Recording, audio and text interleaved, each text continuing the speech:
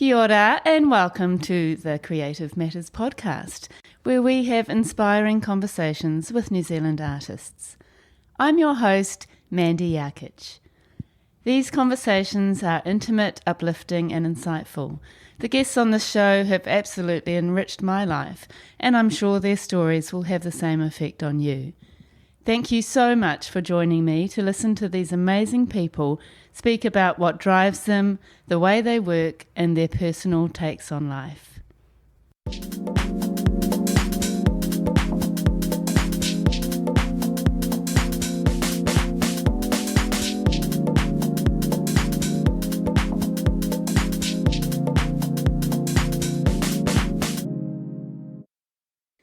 Good morning and welcome back to Creative Matters. This episode is part of Season 3, which is generously supported by Creative Communities Scheme Auckland. This week I'm speaking with Logan Moffat. Logan is a painter who graduated from Elam School of Fine Arts with a BFA Honours in 2018. Since then, he has been painting full-time from his little studio in Pukekohe in Tāmaki Makaurau, Auckland. Capturing the portraits of people through highly detailed oil paintings at uni began his interest in exploration of painting. These early studies of people have since evolved into paintings that attempt to communicate the portrait within, provoking thought with the viewer through their interaction of the large-scale and often unconventional shaped canvases, to offer the viewer a moment of pause and introspection, away from the distractions and cacophony of every day.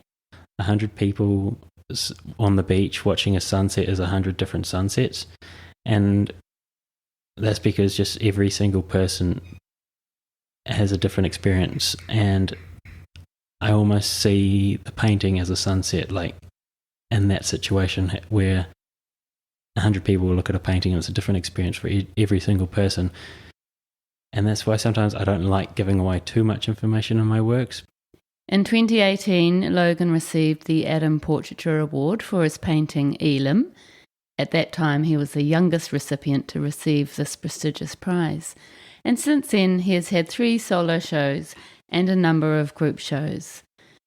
Logan initially thought he would find it really hard to talk about himself and his work, but I think he ended up really enjoying himself, and we have a wonderful conversation about his inspirational painting practice, his fascination for the portrait and how he can play with it, his interest in virtual and augmented realities, how and why he creates irregularly shaped canvases and frames for some of his work, and how he found being a fine arts student at Elam School of Art. You're going to love this conversation. Morena, Logan. Kia ora, Mandy. How are you? Very well. How are you? I'm well, thank you, and a very big warm welcome to the Creative Matters podcast. Thank you for having me here.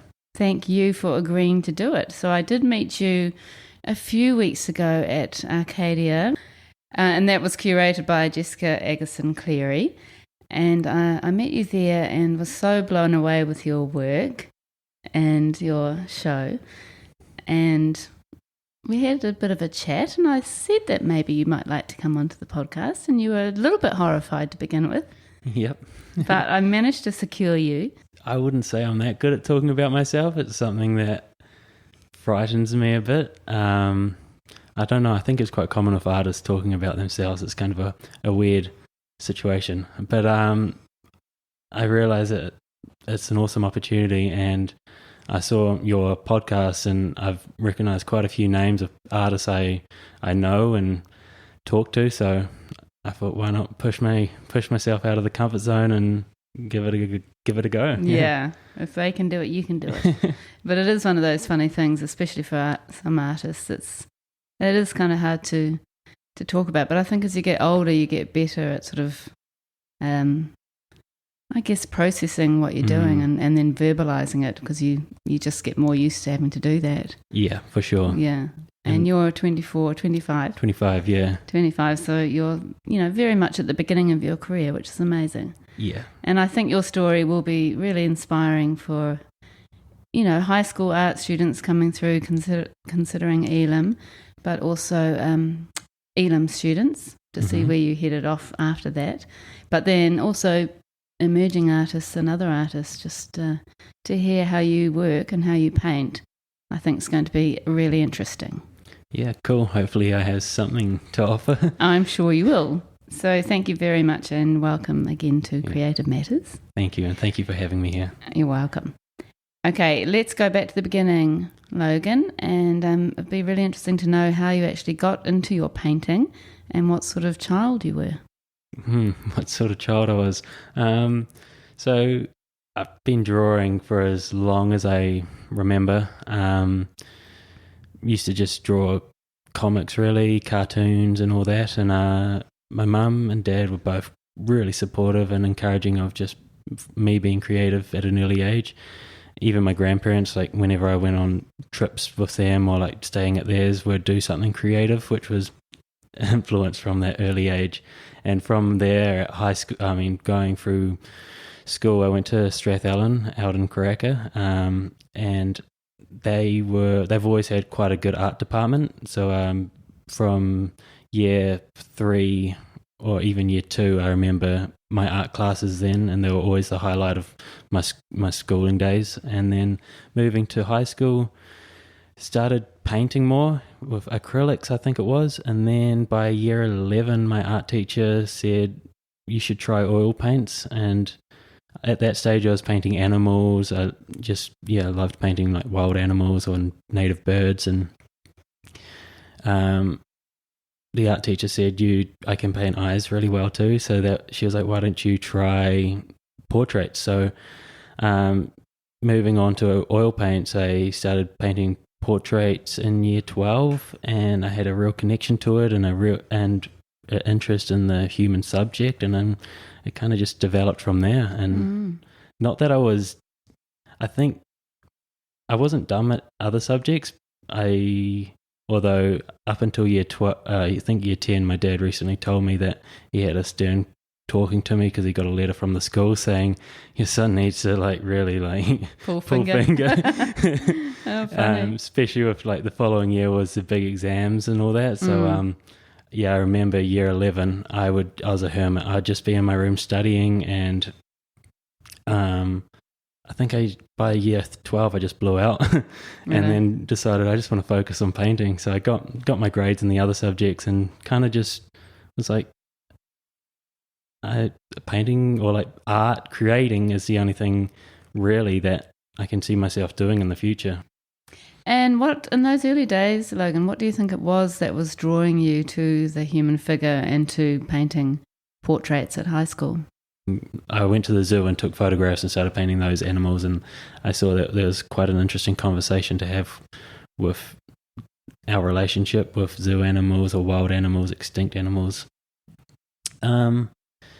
And yeah, when I started painting the eyes, there was something in the eyes that was quite striking and kind of was quite emotive and told a story. So the eyes kind of drew you to the next step. It definitely was the eyes in the early stage. Yeah. And your teacher obviously saw a talent there with your painting. All my art teachers, they were very supportive of me. So they're supportive of everyone really, but it was really nice actually to have their support really. Even other teachers, like I remember art teachers sharing photos around, or like sharing with all the other art teachers, and they'd come up to me and be like, oh wow, I love you, keep doing that, Logan, don't stop doing it. And that was definitely motivating. Well, it's very affirming at that age where you kind of need that reassurance. For sure, yeah. That's so good. And teachers, they just have so much impact. They do, yeah. You know, negatively and positively, I suppose. But yeah, nice that you had that positive influence at high school. And then you decided to go to Elam. So how did that decision come about?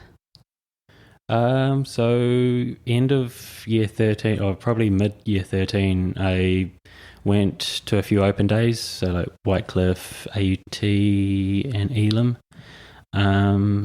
And really I was just looking at the resources and the equipment that they had on offer.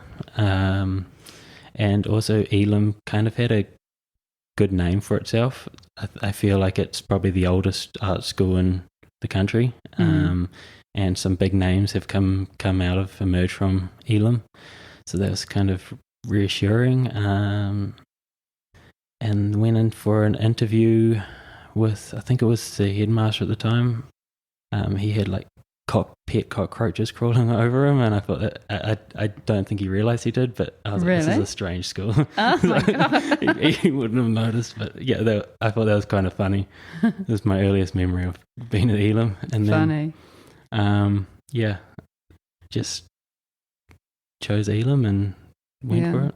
And what were you thinking career-wise? Were you expecting to become an artist? That was your goal?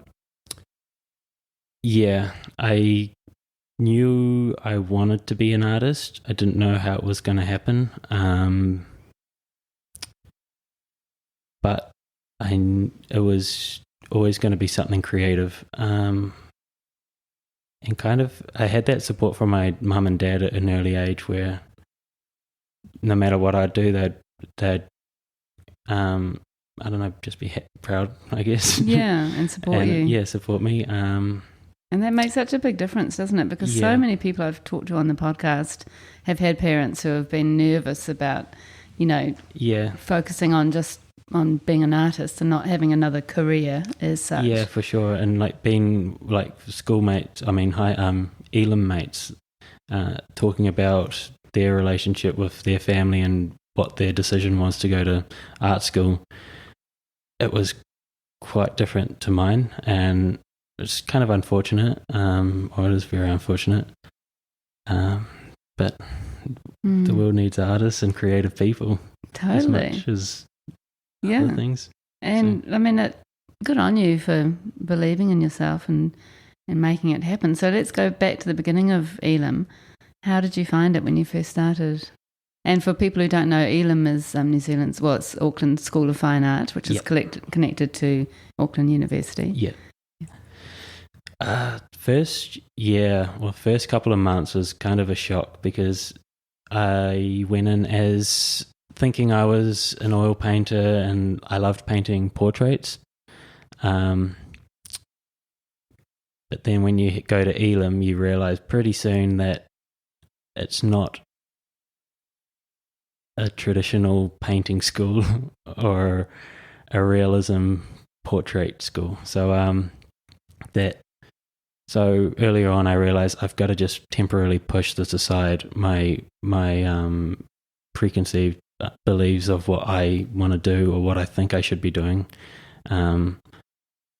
And that really helped me. I kind of just opened myself up to different materials, different ways of thinking, approaching an idea, which moving forward really informed how I'd return back to painting the portrait, which I ended up doing in my spare time while still at Elam. So you weren't necessarily making portraits at that time? No, but I guess they were still like subconsciously portraits to an extent. But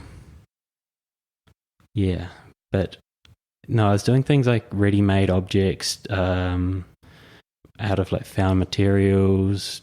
Did some, I can't quite remember, but a whole range of different mediums and just, I guess, having that sort of, just being able to let go of what you did and what you felt like you were good at, I suppose is quite a challenge.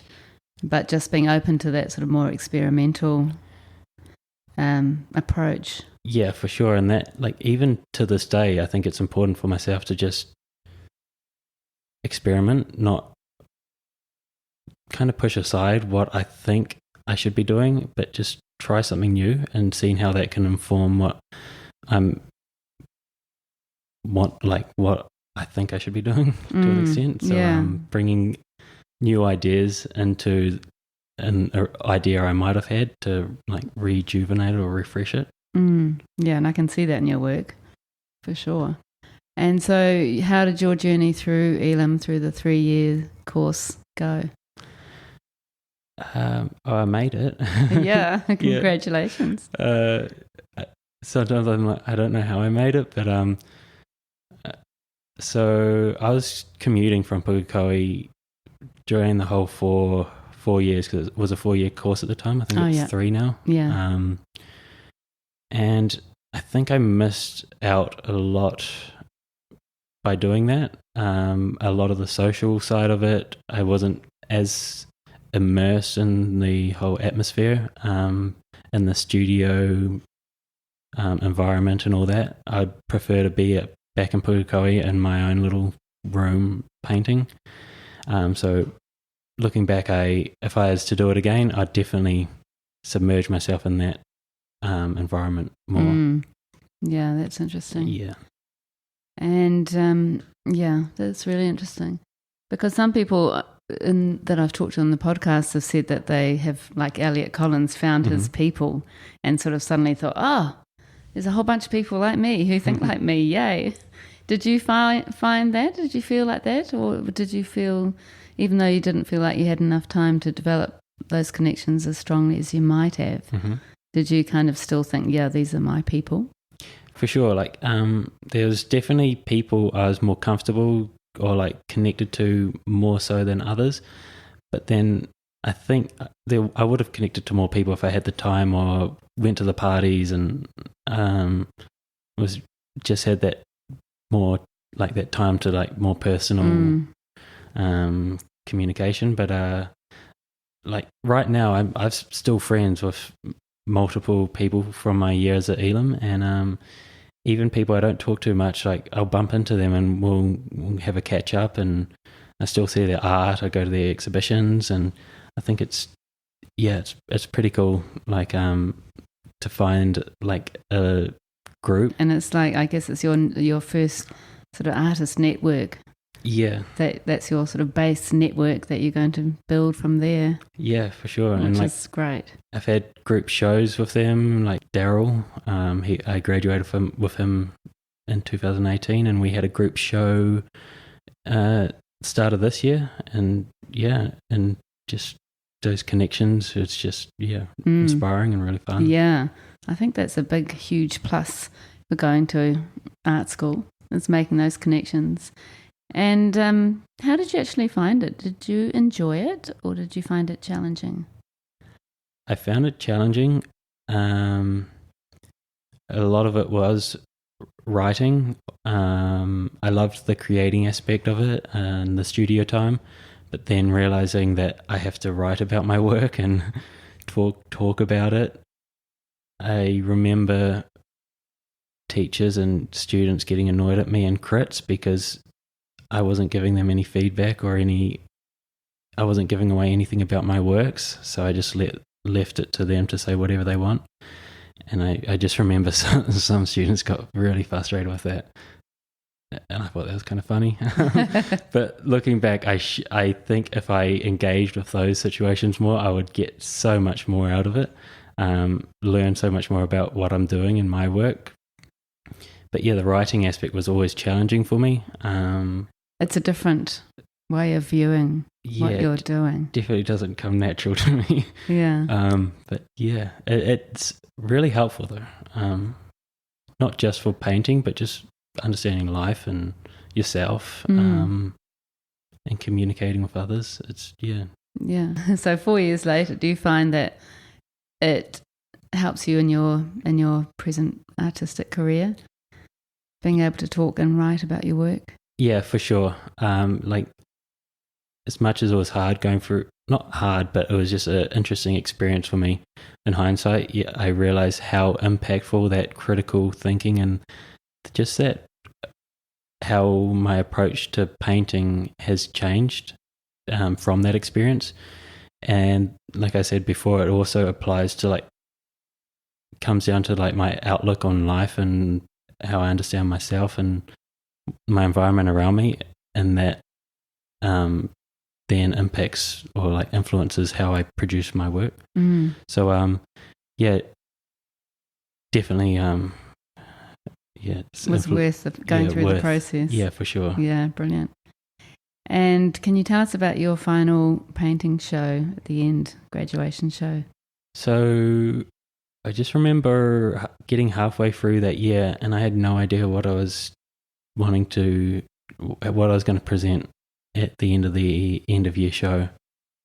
And prior to that, I hadn't really been working in oil paint to the extent I was normally, like at high school and stuff.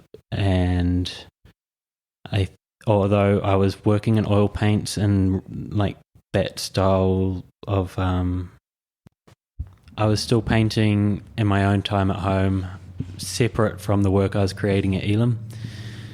And I was at that stage, I was thinking, how can I bring this? It's my last year. I know that I love painting these works I'm doing at home. How can I bring this into Elam and use what I've learned at Elam to develop these works I'm painting at home? And that's when I started looking at bring the figures back into my work, but then looking at the environment of these figures. And it kind of was merging the internet, like social media, the personal space of the studio, and either the artist or just random figures of strangers, either selected from Instagram or taken myself. So yeah, it was like an amalgamation of all those things that at that time I thought I knew what I was doing with them, but a lot of times with my paintings, it's not until later where I realized that what I've actually achieving here. But then again, you constantly, like for myself, I constantly see, depending on the day, I'll interpret my work differently. Yeah. But yeah, so I started with those paintings, and what I really liked about that period, those 5 paintings that I ended up creating for the grad show have really informed my last 4 years of painting. And one of the aspects was the frames that I first started doing at that time, the canvas frames. And I spent a bit of time in the wood workshop at Elam, and that's because like I could afford the canvas to paint on, but I couldn't afford the stretcher bars. And I realized I can just pretty much make them for free at the Elam wood workshop. And I thought, why am I just making conventional frames when I can like have a bit of fun and make these strange, warped, I don't know, unconventional shapes? And they weren't actually random. Even I don't think they look random, but I would start with the unstretched canvas on the wall. Start with my idea, the environment and the figures and the space. And from there, I would start to understand how I could make the shape to fit this structure or this environment that I'm creating inside the painting. And then I'd go and make it, stretch the painting when it's half finished, and then finish it off and hope it works. Finish it off in the frame once it had been framed. That is so good. Well, not framed, but once it had been stretched, yeah. And then you can see that, as you say, you've really responded to the shapes within the painting, but which is really interesting. And that is definitely, a big feature of your work now, as you say. Yeah, for sure. And at the time, I may have not realized why I was doing it to an extent, but now I love painting large and doing weird things with the shape of the canvas because I want to give the viewer a different experience, encourage them to look at the painting a different way or capture their eyes for a prolonged period of time and make them question or... And it really does that because it's so unusual, isn't it, to see irregular shaped works. Yeah, I suppose, yeah. It's actually quite surprising that more artists haven't done it. I know, yeah, there's a few artists. I don't know, I feel like it could be really tacky at the same time, but I try not to think about that. No, I don't think it is with your work at all. And with that series of the 5 works of people in sort of studio spaces or versions of studio spaces, were you trying to capture your experience at Elam, do you think, or were you commenting on other things? It emerged from painting what was around me in those environments. So I have one painting where it was my studio in Pukekohe, which was just an empty bedroom. And then I started painting these larger Elam studio spaces with like the turquoise green floors and kind of juxtaposing or like overloading them with more street kind of life. With, I don't know, you've got a car in one of them and you've got strange like people in fashionable clothes just walking around, and I don't know, I think it was just that balance of having that personal space but then trying to escape it, but trying to like have a pause from the chaos, but then you've always got your phone on you, so your phone's going to constantly have chaos on it even when it's in your studio. So I don't know, it's and I think that's why I didn't like being in the Elam Studios painting, because I didn't find it my personal space, and I feel like I need more of a safe environment for myself just to create freely. I can understand that. And some of those figures had covered faces. Was there anything behind that? I've masked them in different ways over the last 4 years. Like in those works, there are some faces I purposely didn't paint.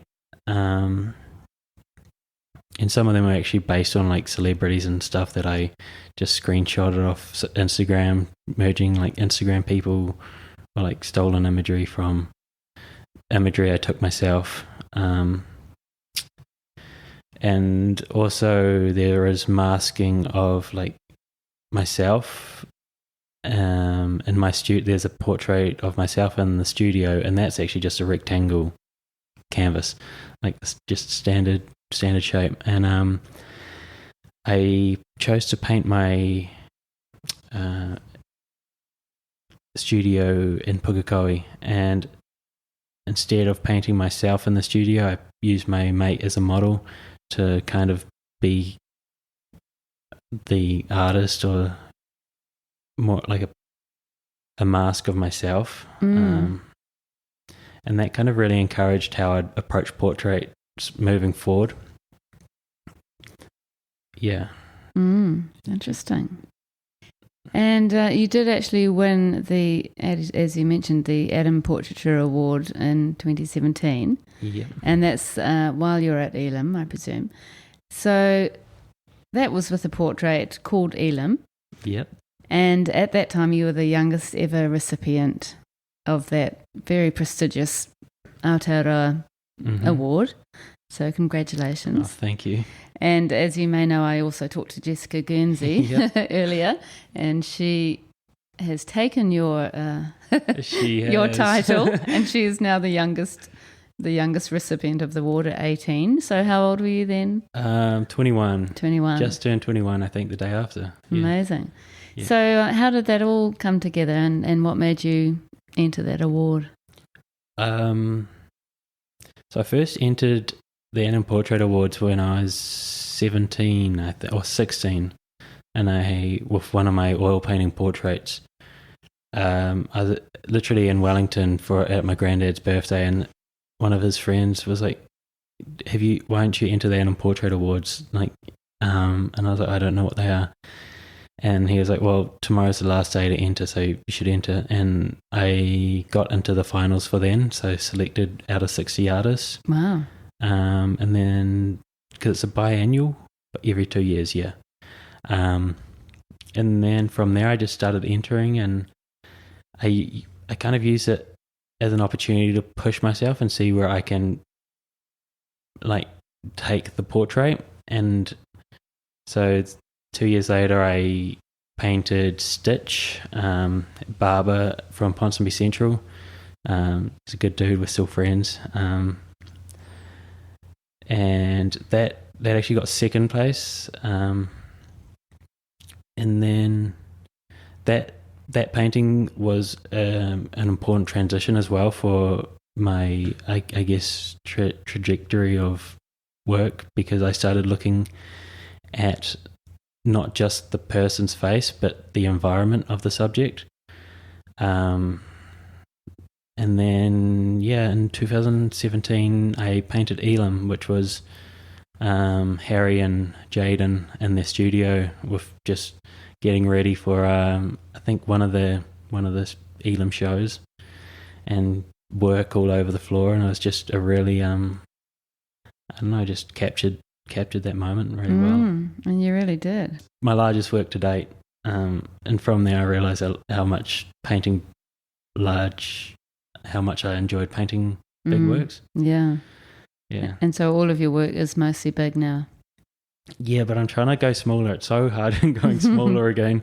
But no, I've got a few smaller works I've told myself I need to work on, because big works take up too much space. And yeah, it's just a space thing, and I guess a time thing. For sure. Yeah. But it's a shame. I mean, if you feel like painting big, that's obviously where your heart is. Although small work, I can get quite bored as well, painting a large work if it's not coming along right. But I definitely find recently painting smaller works has really helped. They're much faster. You can experiment a bit more and not be too fussy. So it's been quite helpful returning to smaller works. That's interesting. We'll come back to talking about your process at some point. So just finishing off talking about Elam. Mm-hmm. So you did that amazing show. You passed with honours. Yep. Bachelor of Fine Arts. Well done. Thanks. And what was your plan then? What were you thinking? From the grad show, I had made a few connections with buyers and other artist people. So that kind of gave me some reassurance. And so after Elam, I continued to paint, but it didn't feel like it was going anywhere. I was painting experimental works and not really having a style or something I was feeling confident about. At the same time, I had some part-time jobs and stuff just to help with the bills and stuff. Although I didn't really have many bills then, thanks to my dad with cheap rent. Mm-hmm. And what was your work like in that first year out of university? Looking back at it, like, it's kind of a blank to me. I prefer not to think about those works. But, really? They were all right. They definitely, if I didn't do them, I wouldn't be where I am right now, I guess. But yeah, they didn't really have real, I don't know, purpose to myself. They were kind of confused. But that really encouraged me to step back and have a look at what it is that I want to be painting or communicate. Yeah. I can imagine a lot of students come out of Elam a bit like that, sort of maybe just losing direction slightly until they've kind of figured out in their heads exactly where they want to go. Yeah, for sure. And like, I still don't know where my painting's going to take me next year or the year after. Yeah. Interesting. And then you went to Beijing in China. Can you tell us about that experience in 2019? Yeah, so I was not really with the gallery, but there was a gallery, a Chinese New Zealand exchange kind of gallery called AI in Epsom. And Ling, she's been supportive of my work for probably the last 6 years. And wow. There was this opportunity where New Zealand artists were going over to Beijing for the 2018 Beijing Biennale. And at the same time, Ling invited me over for kind of an artist exchange. So it was the first one she's attempted, and so I was kind of like the guinea pig.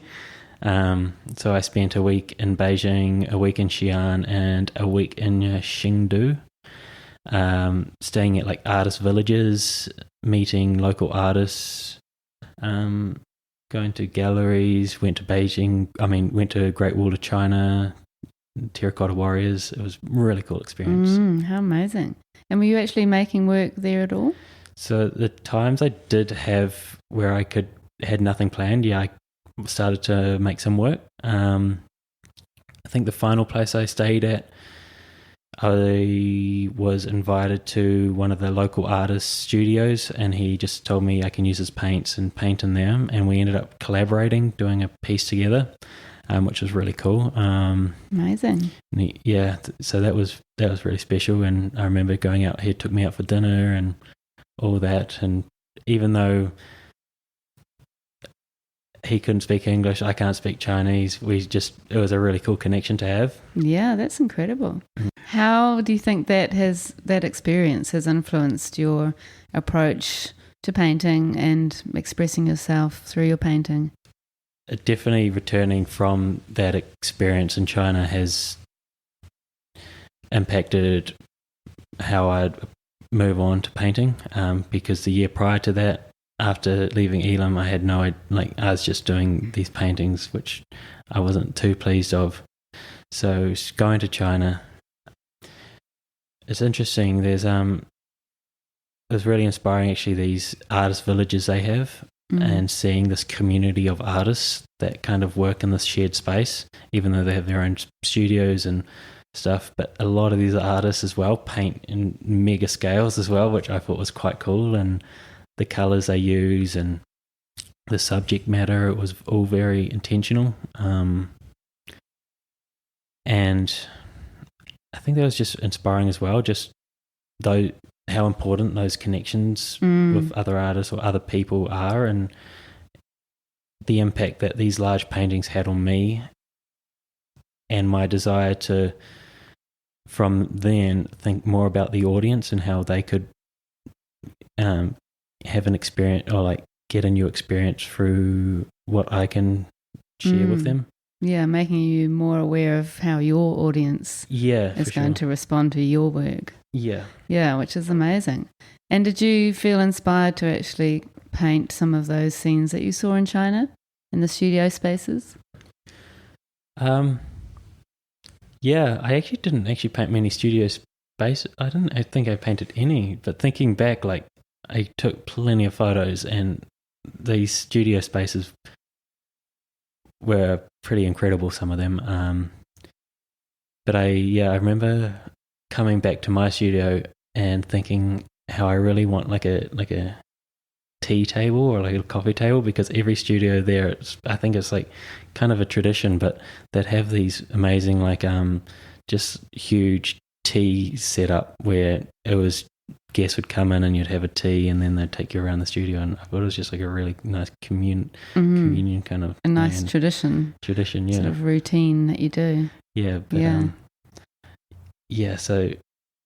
then I went to other studios where artists would hoard heaps of things, and there'd be trinkets and I don't know, traditional garments and things everywhere, and I thought that was there's so much to take in.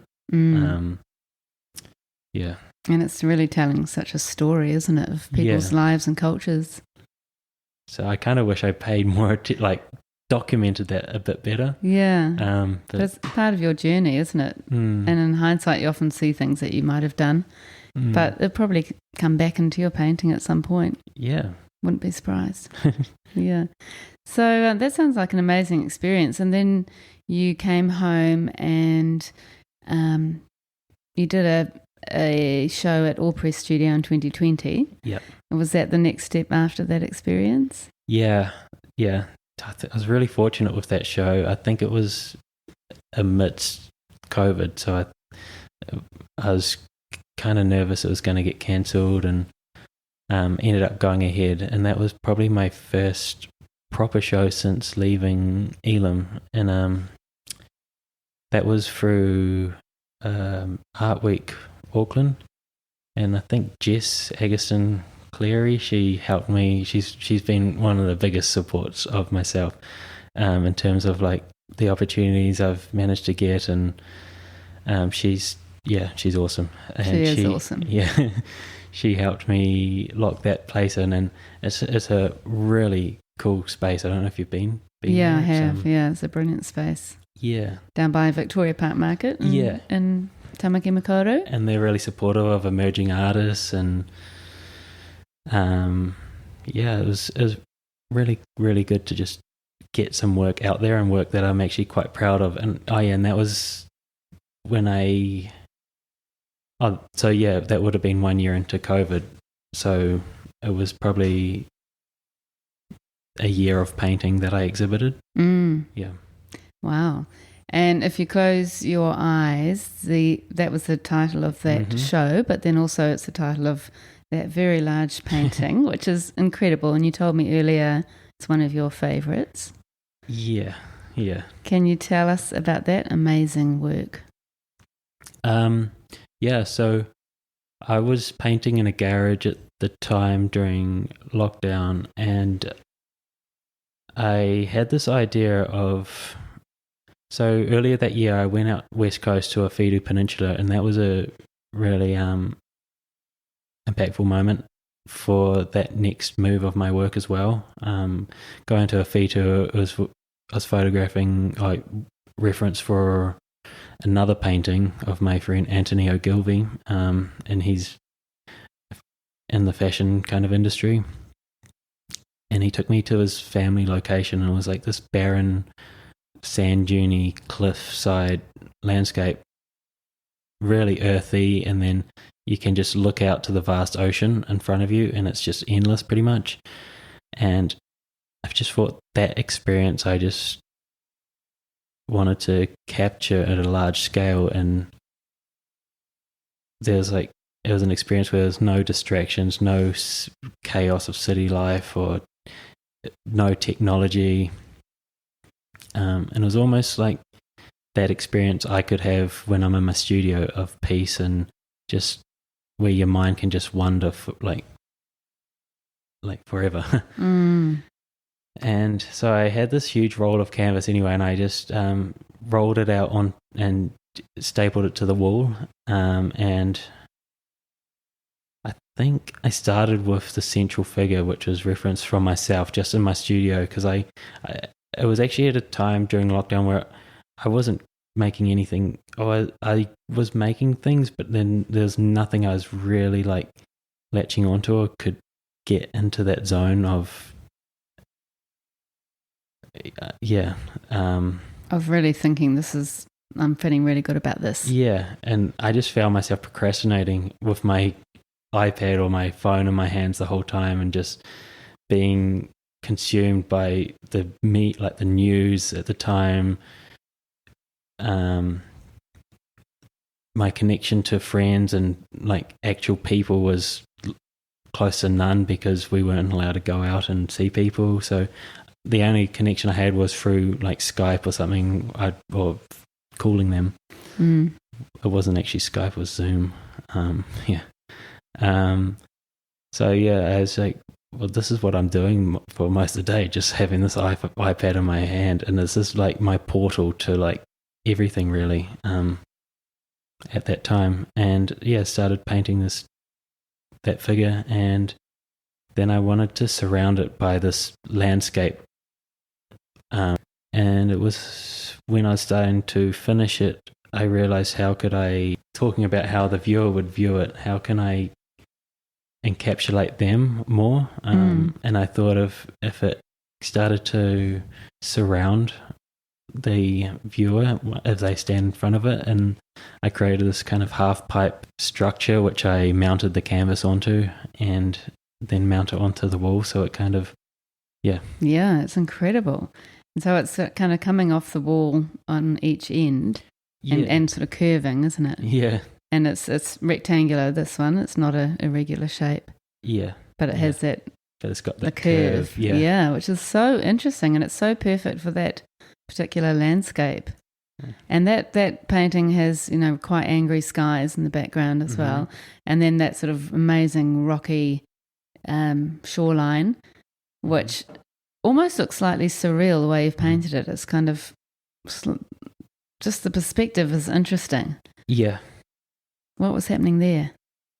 So the middle canvas was, I think the floor kind of merges into the earthy landscape, and then you got the wires of my studio, which kind of merge into the landscape as well as they disperse out.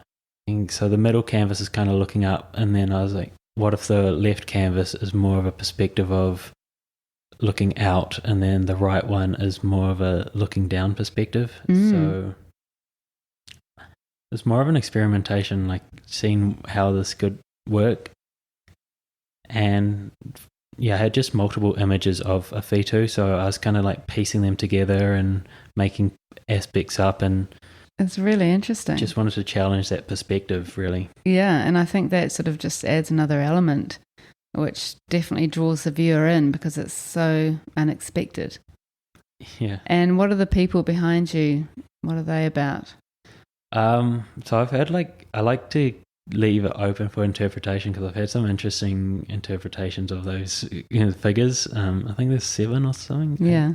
It's weird because at the time I probably got it somewhere written down what it actually meant or why I wanted them there, but then it kind of changes as time moves on. They were referenced from, they were just like nobody, like people I didn't know, and I didn't want them to be people I knew. They were just kind of referenced from, actually, I think Gucci's Instagram, just like fashion models. Really? And cool. I just wanted these masked figures standing behind me, kind of looking over my shoulder. Yeah, it's very interesting. And they're masked, and you're not masked this time. Yeah. They could all be me too. I don't know. Yeah. Or like a mental version. Yeah. Commenting on part of your personality. Yeah, or but something. then I don't know. But then they all their faces are painted red, and that's when I started working with cadmium red as like an underpaint, which was like that energy that kind of emerged, that seeps through aspects of the painting.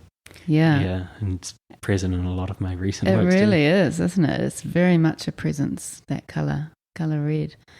So that was great that you had that solo show not long after you graduated. It's amazing. And you have played with augmented reality. How does that look in your work? Yeah, well, I started, I think in that year after Elam, I started playing more around with the masked figure, and I started using like a VR mask, and I thought it was interesting, but I didn't want to be the VR mask painter, like people recognize me as just painting VR masks on people, because I find that it's like it's too obvious what you're trying to communicate. Yeah, well, adding to like that augmented reality, I reference my environments off like imagery or experiences I've had, but then again, I don't want to paint an exact space. I want it to be a space that could be real but could not be. Like it could just be totally made up, or it could be it is augmented to an extent. So, it's really interesting work. And how do you actually create a painting? What's your process? Process would be just starting with an idea. Often I'd be driving or just sitting down, and an idea would come to me. And where those ideas come from, I don't know. But then I also think that none of my paintings are finished. They're stepping stones to the next one. Like if I didn't paint the previous painting, I wouldn't have a paint. Like it wouldn't take me to the next painting I'm going to do. So and a lot of my paintings, I'd come up with an idea for the painting originally, and then I'll think, how can I best like communicate this idea, or what and then I'd reference previous work I've done and think about what I've done in those previous works, styles I've used or techniques and imagery. So I like the idea of having like consecutive imagery, or like I don't know, Easter eggs in my works that either are like a direct representation of a self, like not a direct representation, but like a Easter egg that will represent a part of myself in the painting. And for a lot of time it was like a pair of shoes that I'd always wear, so I'd just be a bit of me. And even though the whole painting itself I always see as like a self-portrait, because it's just coming out of myself. But I start back to the idea, have an idea, make some sketches, some drawings, and sometimes I just put them away if they're not like resolved. I just put them aside and then return back to them months later or something. But some ideas just I need to see what happens, so I just collect some imagery to help me get started, use those sketches. Sometimes I'd even just use Photoshop to play around with some different like structures, and then roll out some canvas, chuck it on the wall, draw up this piece, and start painting away. And a lot of my recent, or like last 4 years, I start with quite a loose drawing, compared to earlier works where I would start and I'd be like, this is what I'm going to paint, like detail for detail. But now I kind of let the process as well influence decisions or like how it's going to end up. So I'm not too strict on myself when going into a new painting, because it's kind of fun, the uncertainty or like the challenges that might come or obstacles, and how you're going to navigate that and how that will influence the outcome. And do you do underpaint, or you're saying that you're using red quite a bit? Oh yeah, so I do an underpainting of red, like a red wash, and it's cadmium red, and I started doing that in my work for the show If You Close Your Eyes. And that actually that red came from, I think it was influenced from my experience in China. Red's quite a dominant color over there. It represents quite a few. What's it represent? It's like, I don't know if it's because they've got colors like gold, red, and it's very like important to them. It's and almost like sacred. So yeah, sacred, and their colors follow a long tradition, and it's much like their work as well. They have contemporary, like a lot of Chinese artwork can be very contemporary, but there's a lot of traditional techniques that's kind of all that, so much history in their art that is still present, which is quite very like interesting and inspiring too. And how do you apply the underpainting with your sketch? Oh, so I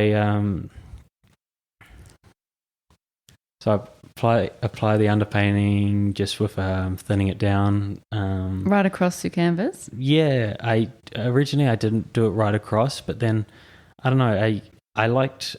I think kind of saw red as like a universal language, but then red can also be like pain, and red can also be like, it sounds corny, but like love and passion, and but fire, and so looking, like I keep saying I'm going to stop using red. I'm getting a bit carried away with it, but then again, it's kind of like it's becoming a part of my I don't know, your style. Yeah, language and style. Which I think is really cool. Thanks. Yeah, but yeah, I'd use it in different ways. Originally, it was just for underpainting, and I'd leave areas unpainted so the red could come through. The underpainting can come through. But then I started using in recent works as an over the top of a painting. Yes, that was in your Reality Bites show, wasn't it? Yeah. In Arcadia. Yeah. Yeah, and that is incredible. That's like it's almost like a painting that you've created, and then you've done a red wash over the entire painting, and then created another part of a painting on top. Yeah. So those were kind of like 3 years in the making, those works, because the original painting was from 3 years ago, I think, and they were just sitting in my studio collecting up dust. They were rolled up, they weren't stretched or anything. And I think there's 4 in that series. There's 2 of the square ones, and then there's 2 of the non-traditional canvas-shaped ones. At that time, it was one of those periods where I didn't know where I was going. I was kind of taking a bit of a break. I had an exhibition I just finished, and I was thinking, what's my next project? And yeah, I think I was talking to Jess Agerson again, and I was talking to her about reflecting on the last 4 years since Elam and the works I've created, and how they follow a journey. They might not look connected, but they are inherently connected, and I was starting to think of them as like a comic book or a movie. And then I remembered I had these canvases rolled up in my studio, so I just unrolled them and I was just looking at them, and I thought that was just interesting, kind of going back in time, looking at myself when I was painting those works, and like how I was a different person then to how I'm a different person now. And I wanted to kind of compare those two, but also show that how connected they still were. And that red wasn't actually planned. I started painting over top of it with these figures, these masked falling figures, or the floating figures. But then the separation wasn't like, there needed to be something to separate the two but also connect them more. So yeah, the red wash over top really, I think it was late at night once, and I was like, I think I'm just going to give it a go, and just started painting over it, and then I was kind of happy with how it looked. Oh yeah, they are amazing. Oh, thanks. They are really striking and really unique. Thank you. Yeah, I had an interesting comment when the show was on that someone was mentioned how red can be quite like a fiery or like fierce color, but these are quite calming. And I don't know if it's the red or the subject matter, or maybe both. But yeah. Well, there's so much movement in them, especially the self portraits through time 3 and self portraits through time 2, where they're actually people sort of falling. It's like they're falling, and it's really interesting the way you've created those figures with the grey and quite sort of neutral clothing, and sort of really loose pants, long pants and loose t-shirts, which have got the most incredible folds, and that's just gorgeous the way that you've captured that. And there's that sort of red undertone in those, but it's such a beautiful contrast with the red behind. Yeah. And thanks. So that's sort of, to me, it's got that softness of the fabric, which is really a beautiful contrast to what's happening in the background. Yeah. And it's interesting because those original paintings were from that year after Elam, and there's so much going on. So much details and too much going on in the paintings where there wasn't a focal point, and my ideas or what I was communicating wasn't clear. And then seeing that new portrait on top where I was like, what do I want to focus on, and what am I trying to communicate or capture, and just having that simple figure there. And I wanted them all to be wearing like the same clothes. Like I want people to think, who are they? What are they? Are they like real? I don't know. Like what do they represent and all that.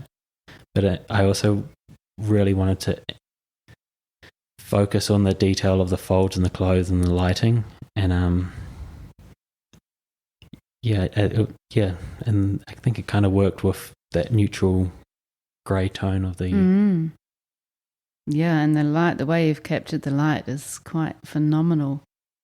And I'm really interested to know what the titles 01000101, it's just all these numbers of zeros and ones. Yeah. In two of those red portraits. Binary. So that's what were you trying to say with that title? Well, people can decode them if they want to. So it can be decoded into... So one's a 4-letter word and the other's a 3-letter word. Oh. So they're actual names that I put into a binary translator. Oh, really?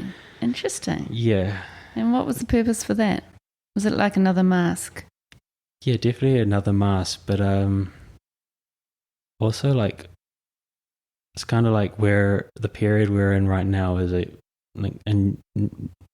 modern renaissance, like a new renaissance, where it's like the huge things are happening in the technological world, and as humans we're incredibly fastly adapting into this, or coming assimilated with technology more so than we kind of expect, I feel.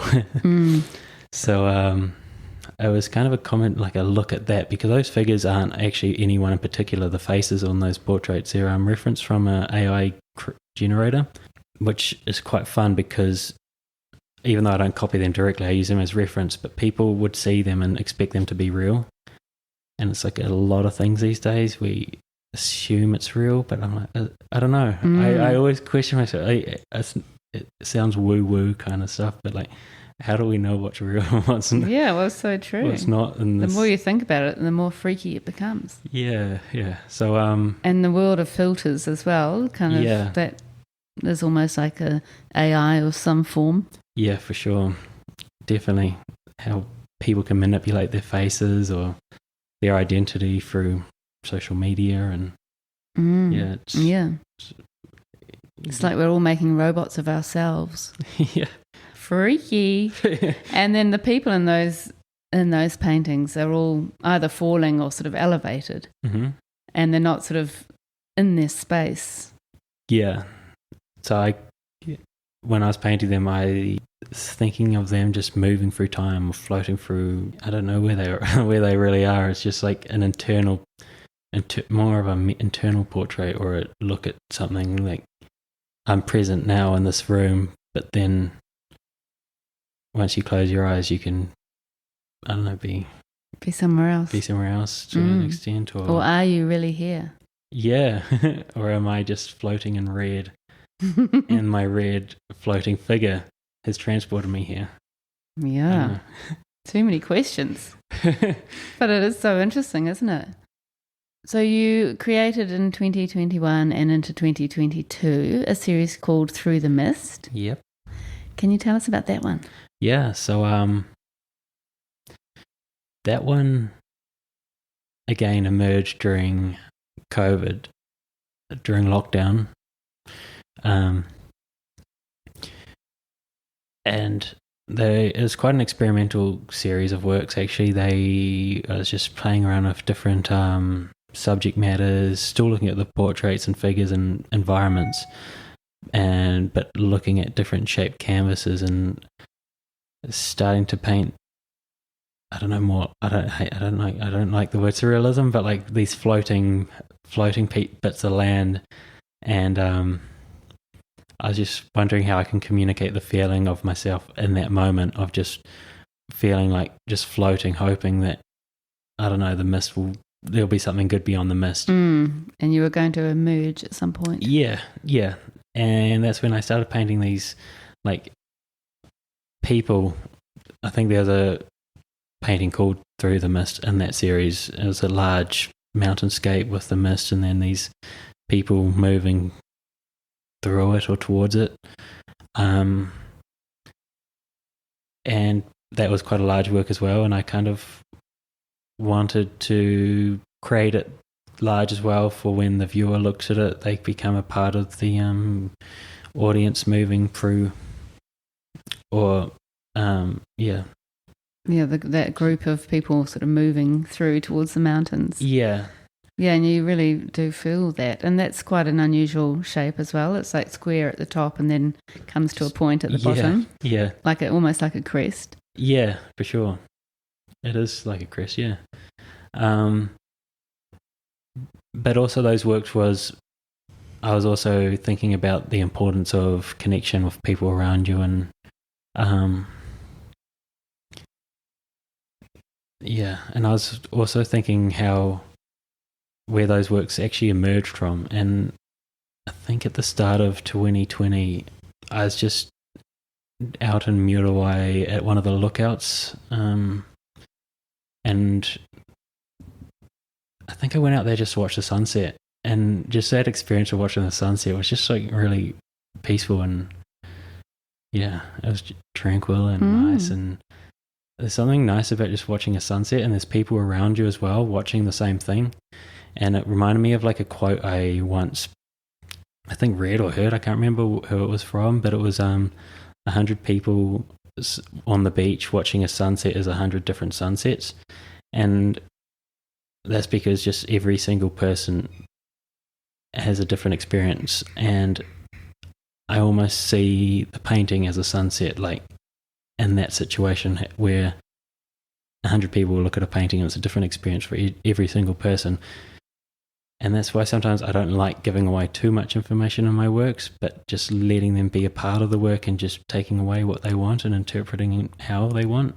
Mm. And yeah, those works were kind of about that.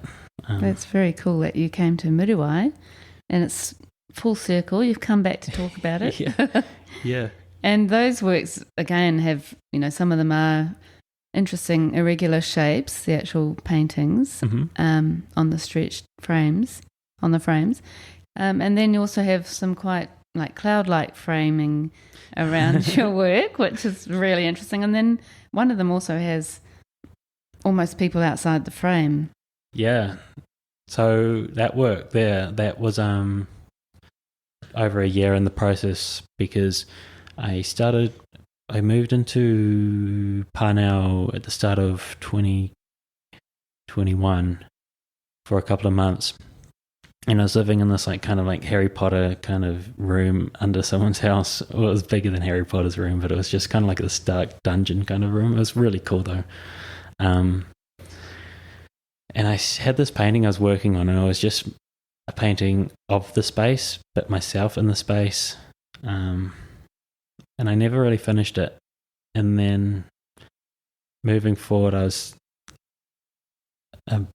probably like 8 months later, I started thinking about the frames again, or like how my choice of canvas shapes influence the audience to interpret it a different way. So I was like, how can I apply this to this already square painting or rectangle painting? And so I thought, what if I have this like 3D kind of frame on it? What kind of effect would this do? And I had the materials at home to do it, so it was actually one of those ideas where I would write down and draw up a little sketch and just put it aside for a couple of months. And then I was like, just kept thinking about it. I was like, well, I'm just going to try it and just do it. And yeah, I was quite happy with how it worked. And in the painting itself, there's the same figures, and then on the frame, there's the same figures. So it's kind of like, it can be interpreted in multiple ways. Different ways. But it's such an interesting show that you had. That was at Studio One Toy 2, wasn't it? Yeah. It's very interesting visually, because it's not only just the amazing paintings that you've made, but the different shapes. And then, you've got like frames that have got lots of sort of like moulding paste or plaster on them, and then that sort of woven texture with the painting and within that. Mm-hmm.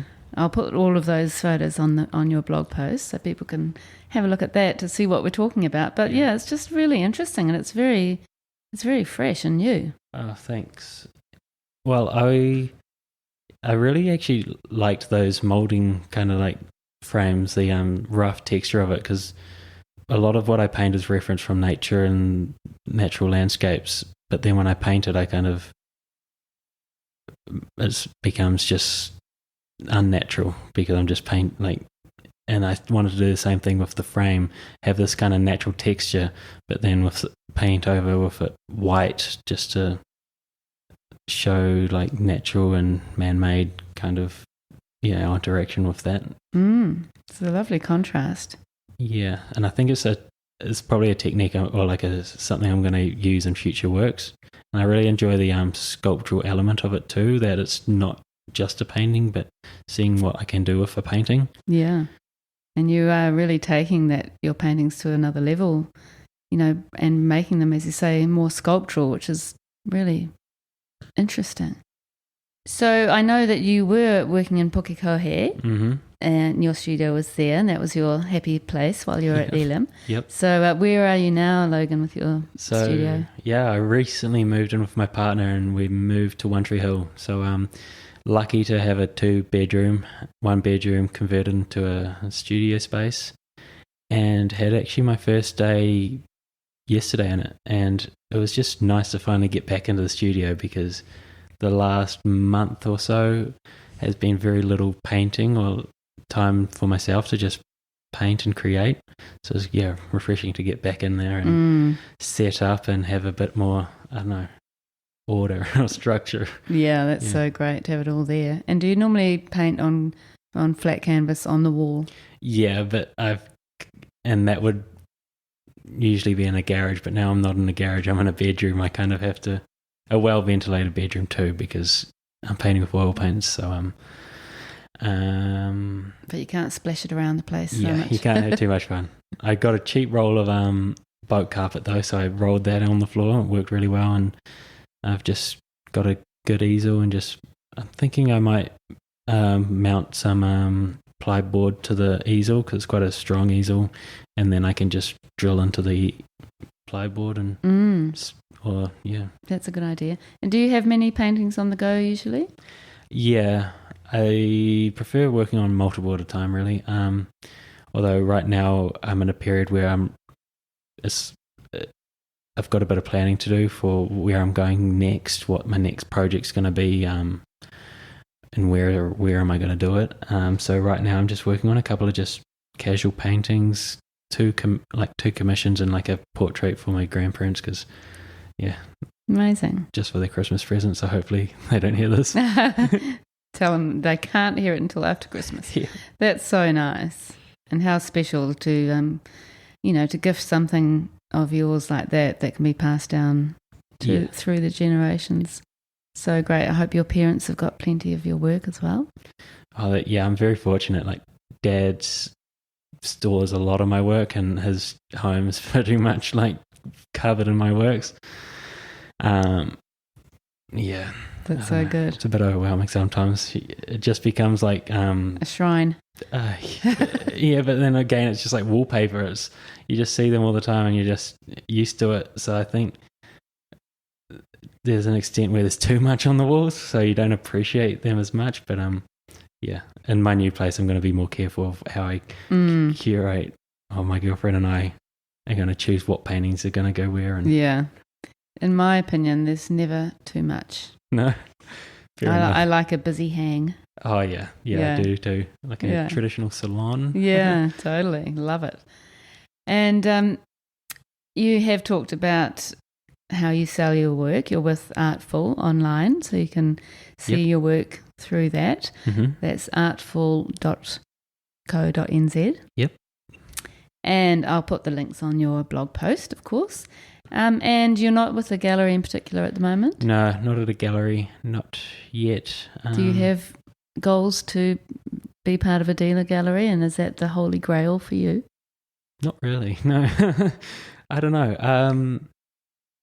Sure, dealer galleries would be fun, but I don't know, if the right opportunity comes along and the right contract and all that, that'd be pretty special. But right now I'm quite happy just at my own pace. Started a couple part-time jobs as well, which has taken a bit of pressure off, and they've been really fun, at the French art shop, and also a teaching job.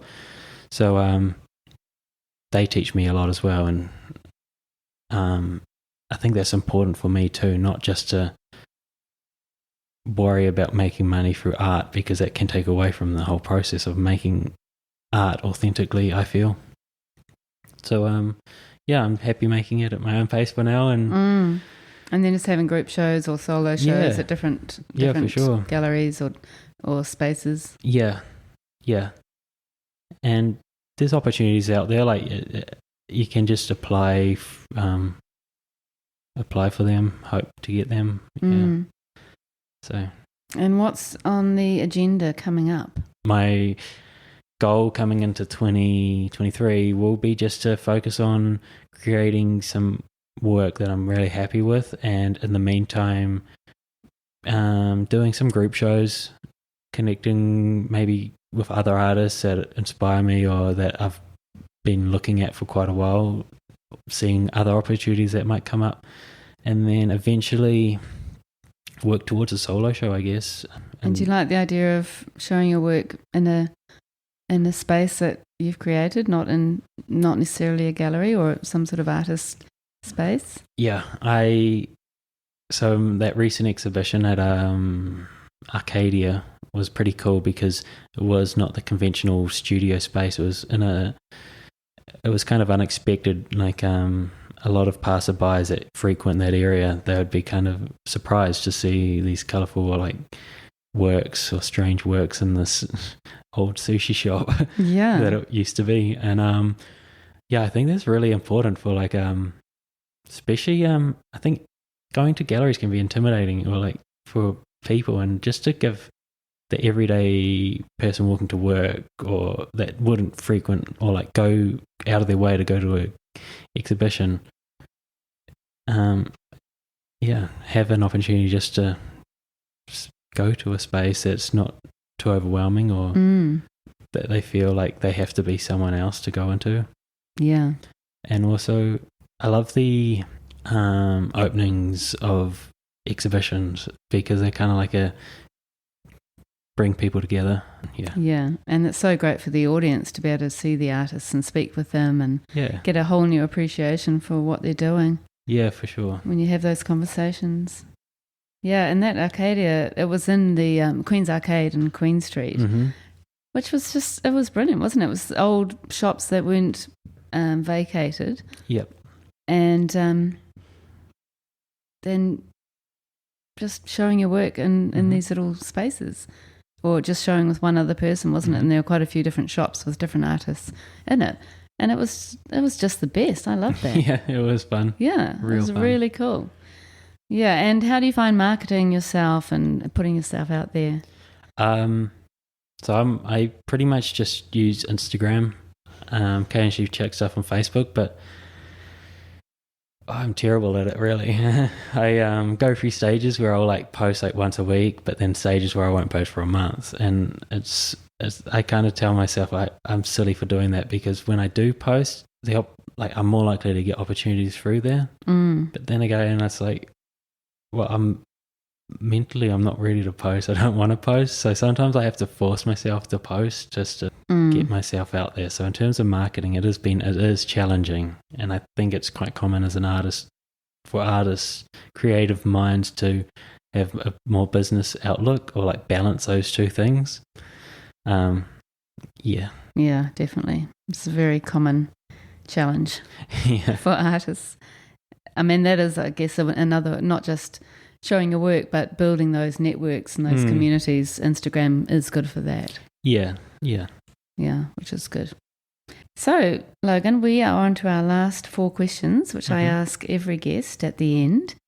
We'd love to know who your favourite New Zealand artists are and if they've influenced your work at all.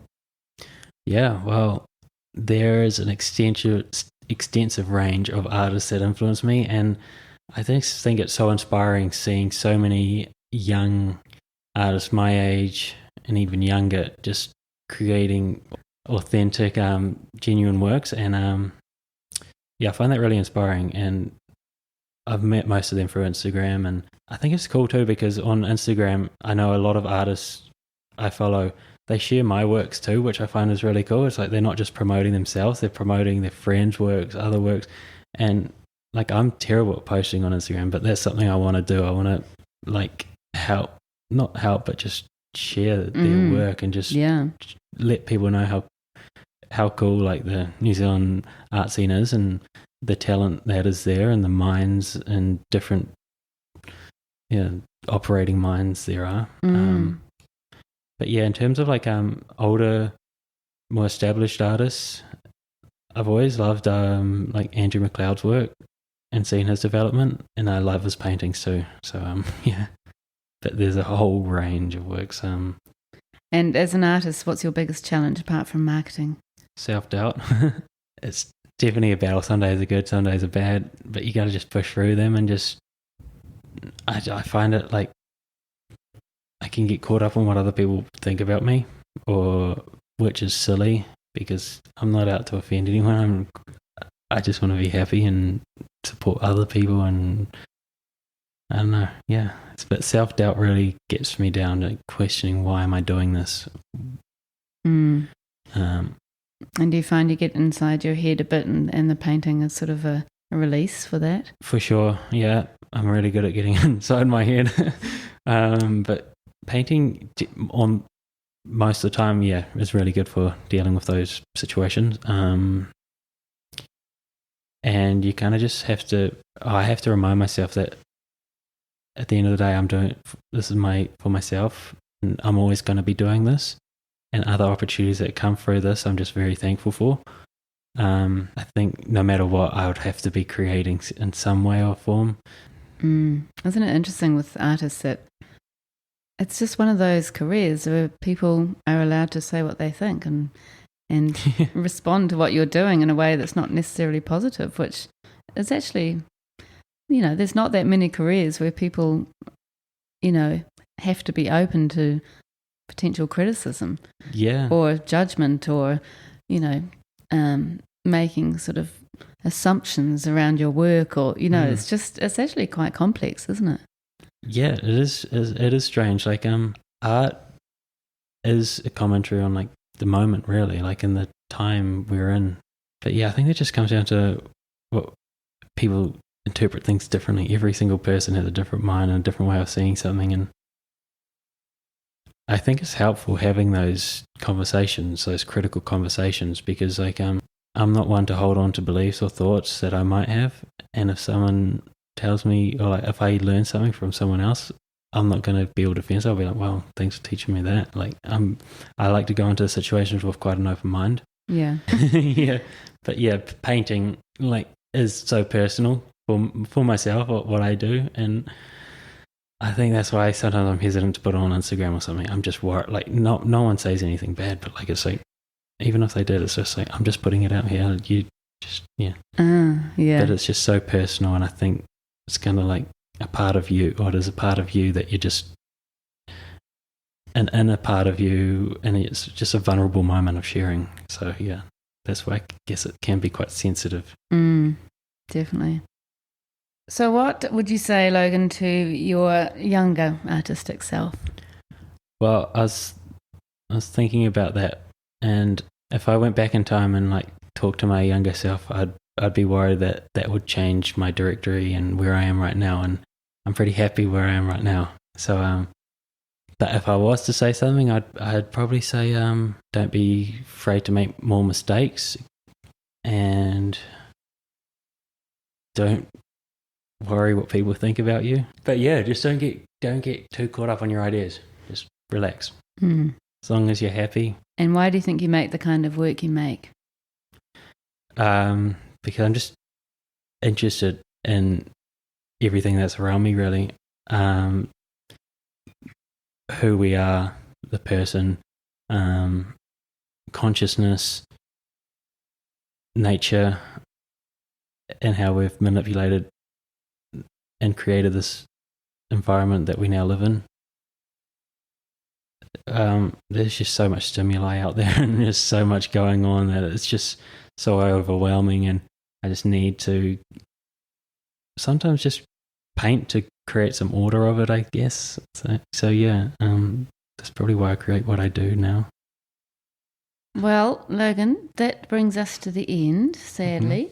I've really enjoyed meeting you. You, at 25, I just feel like you've got this whole incredible life ahead. I know you're going to go so well. I can just sense it. And like Jessica, I'm going to have you back in 10 years' time on the podcast. Yeah. We can see what you're up to, and I'm sure it will be something incredible. So thank you very much for sharing your personal journey and your incredible art practice with us. And all the best. Thank you. Thank you so much. I've had like heaps of fun being able to speak. Yeah, it's been a cool experience. Thank you. Thank you. Done.